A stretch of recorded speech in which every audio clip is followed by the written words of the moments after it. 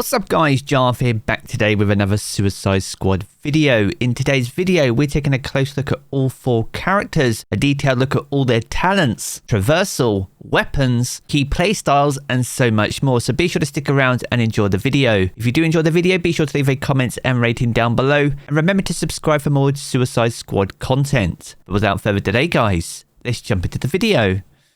Now the first character we're going to take a look at is Captain Boomerang. He steals the Speed Force Gauntlet from the Hall of Justice, and this allows him to combine that with his boomerang to teleport short distances. You can in fact charge this up, and if you double jump between charges, you can in fact use this on more than one occasion. As well as the longer distance teleports, you can also do shorter distance blinks. You can do this up to 3 times, which if you find yourself in the thick of the action is a great way to avoid enemies. And if that wasn't enough, Captain Boomerang can even run up the side of buildings. By using his Speed Force Gauntlet, he can run at immense speed, defying gravity and easily allowing you to gain fast verticality. Now there are 5 weapon types in Suicide Squad, and each character is only able to use 3 of them. With that being said, each weapon type also has 4 different manufacturers, creating completely different weapons within the same weapon archetypes. As for Captain Boomerang, he can use the SMG, shotgun, and sniper rifle. For Captain Boomerang, shotgun is the weapon of choice. Shotgun kills have a 25% chance to instantly reload your shotguns, and it's a passive talent well worth leaning into. Now this is followed by booming boomerangs, and this is where for every 3 combo, this will increase damage to enemies within 10 meters by 2%. So if you got your combat combo meter up to 50, this will provide a passive 30% increase to all your damage output. Now each character also has an evade ability, and for Captain Boomerang this is a barrel roll. You'll want to use this in combination with your slide in order to evade enemies, and with your slide you can slide through them. This will throw them into the air, allowing you to juggle them and get some easy quick critical damage. Now with Captain Boomerang you can heavily spec into traversal and critical damage, great for shotguns and sniper rifles, and out of all 4 characters he's probably one of the most accessible because he has short and long range weapons at his disposal, but also because he has a ranged melee attack. Captain Boomerang uses his boomerang as a ranged melee attack, and as we'll see in later characters, this is critical when it comes to shield harvesting. Shield harvesting is what will keep you in the thick of the action, and we'll cover that in more detail with King Shark later in the video. Now next up we're going to move on to Deadshot. Now at the Hall of Justice, Deadshot takes his shine into the jetpack. Now this gives Deadshot some awesome mobility. As well as boosting with the jetpack, you can reset this by using the kickstart ability. This refreshes your jetpack for a short time, allowing you to traversal further. And much like Boomerang, if you jetpack towards the side of a building, you can even run up the side of it using the momentum to push you all the way to the top.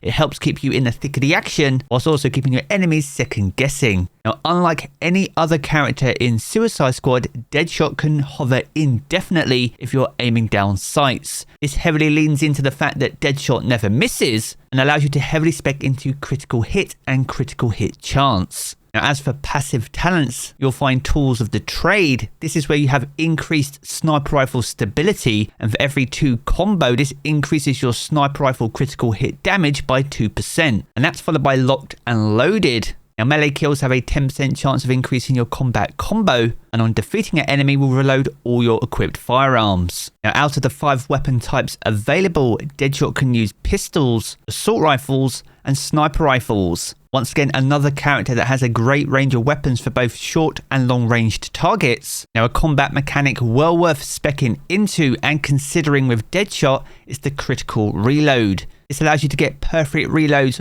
on your equipped weapons, which if you spec into them with your talents can provide additional benefits such as additional crit hit chance, crit hit damage, or even guarantee yourself some additional grenade resource. Now, much like Captain Boomerang, Deadshot also has a ranged melee ability. Deadshot has some wrist cannons, which has some considerable range to them, which is awesome for taking out targets if you find yourself hovering around rooftops. Out of all 4 characters, I find Deadshot one of the most stylish, allowing you to take out your targets in some of the coolest ways possible. So if you consider yourself a deadly shot and like to take out your target in style, then a character like Deadshot could be right up your street.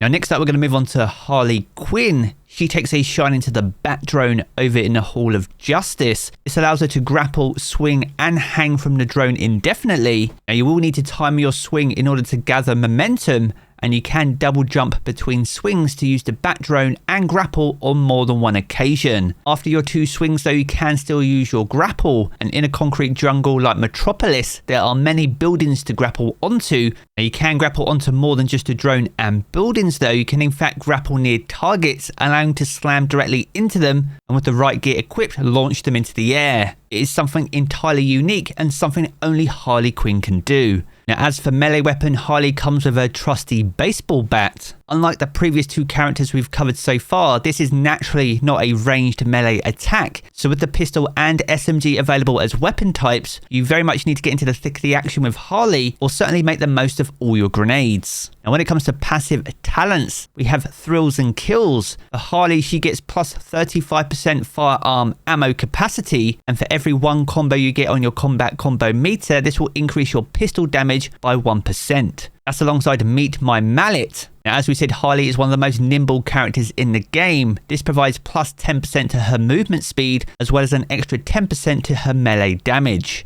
Now, as we know, characters can use 3 out of 5 weapons. For Harley, she can use a pistol, submachine gun, and also a minigun. Now for Harley, you can highly spec into traversal, movement, and also grenades. Whilst her traversal might be difficult to get to grips to initially, she definitely has a higher skill ceiling than most. Now a key mechanic to lean into with Harley and any members of Task Force X is the counter shot. Now you may recognize this from other Arkham games, and this allows you to counter your targets, dealing incredible damage to that target as well as area of effect damage. Now the critical reload on Deadshot, the counter shot on Harley, and the shield harvesting that we'll take a look at on King Shark can all be spec'd to across all 4 characters. Suicide Squad is definitely not a run and gun shooter. You'll want to make the most of all these layers in combat to really elevate each and every character and all your builds. And last but no means least, we have King Shark, and he's definitely a character you should not sleep on. Now in the Hall of Justice, King Shark takes his shine into the Hat of Invisibility. Now unlike all the other characters, this doesn't have an effect on him and is therefore able to charge and wield his own energy. Now out of all 4 characters, Shark's traversal is by far the simplest. Now Shark is able to jump to incredible heights. You can charge this up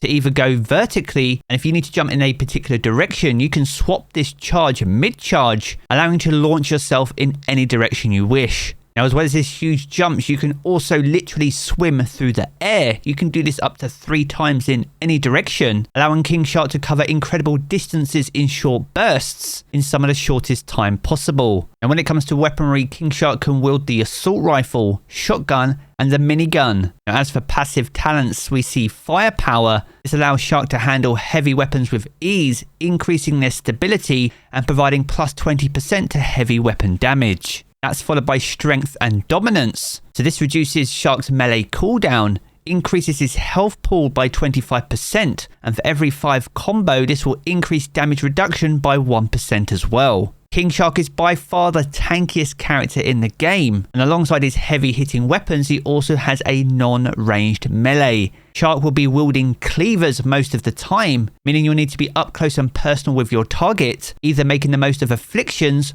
or shield harvesting. Now shield harvesting is when you weaken a target and take them out with a melee. They will guarantee to drop you additional shield. So if you want your character to stay alive when no other characters could, then speccing into Shield Harvest is definitely a worthy choice. So there we have it guys, a good look at all 4 characters in Suicide Squad Kill the Justice League. If you've enjoyed this video, be sure to check out one of the 2 videos you see here in these cards for more Suicide Squad content. And if you want to keep up to date with everything to do with the Suicide Squad, then be sure to hit subscribe as well. I'm going to jump into the game as always guys, and I will catch you all again very soon.